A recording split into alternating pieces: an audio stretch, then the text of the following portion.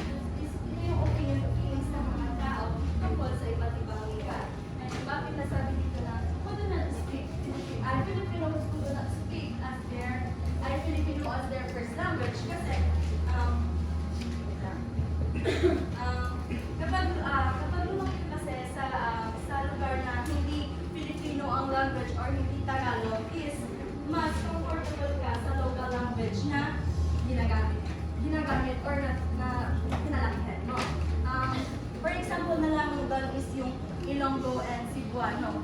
Yung mga Cebuano kasi is nahihirapan silang makipag-communicate na ang ginagamit nila is Filipino kasi lumaki sila na yung language nila is native language yung ginamit.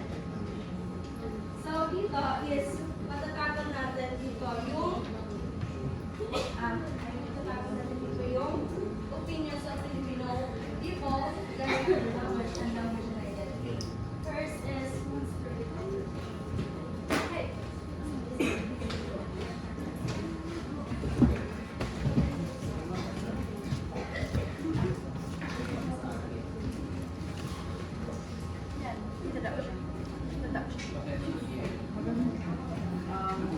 In the Philippines, many Filipinos grow and speak in regional languages such as Cebuano, Ilocano, or Waray.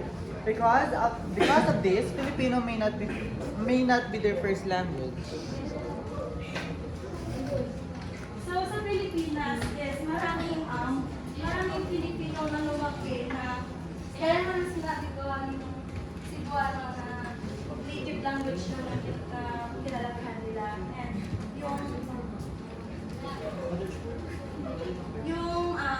dahil doon, some of Filipinos is speaking their local language sa bahay nila instead na Filipino.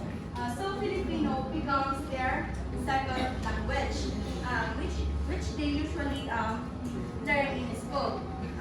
For example, nalaman ko yung person from Cebu.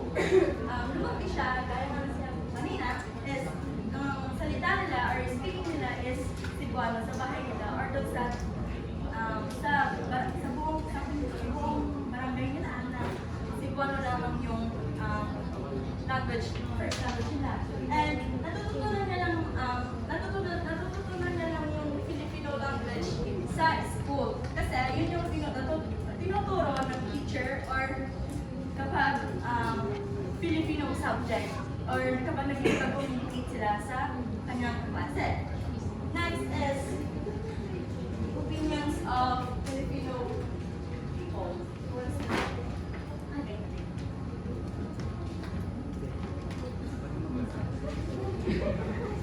Opinions about South Philippines feel proud to speak Filipino because it represents national identity. Others may find it difficult because they are more used to their local language.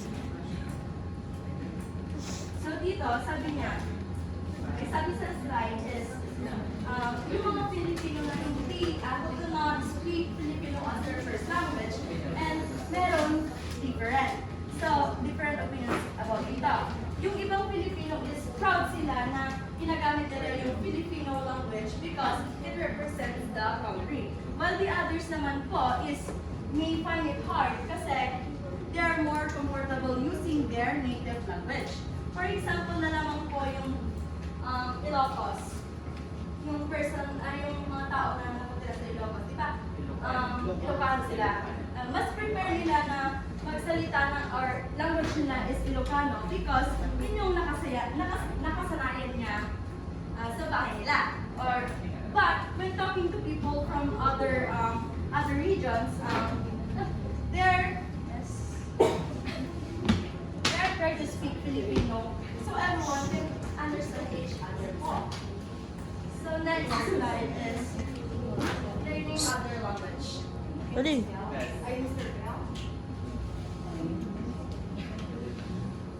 Many Filipinos learn English and Filipinos.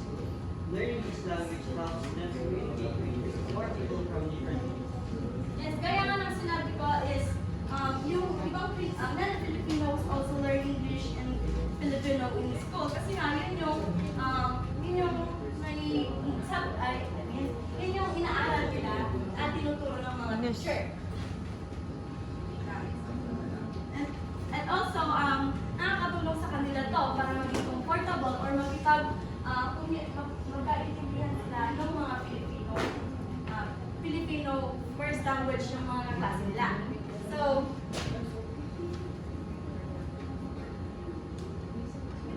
for example na lamang po dito, yung mga Davao, may speak Bisaya sila, di ba? Pero sa school, natututo siyang mag-English at Filipino. Kasi nga, yun yung tinuturo ng teacher. So, kaya mas madali siyang makipag-usap sa mga kaklase niya o sa mga ibang tao. Next is, the last is language identity.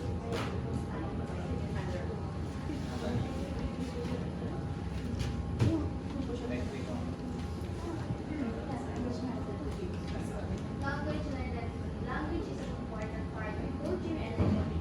Even if Filipino is not their first language, it means they were studied language.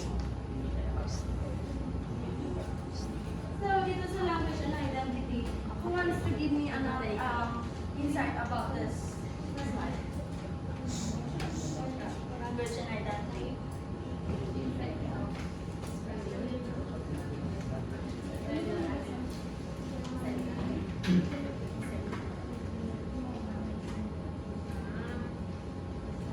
So according to my understanding, sabi ko dito, language is an important part of our culture.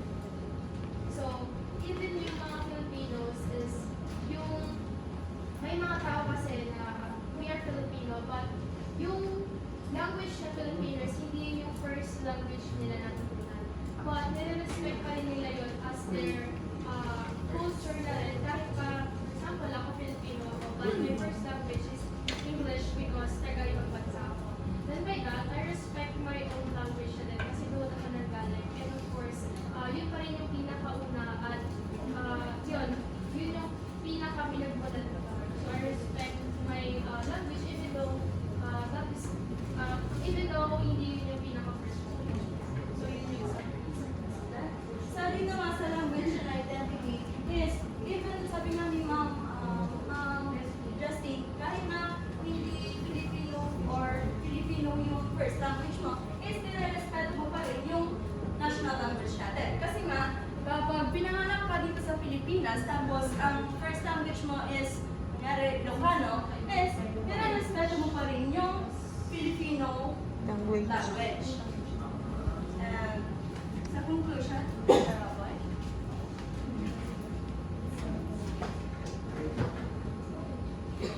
Filipino students speak Filipino as their first language may have different opinions about it. The language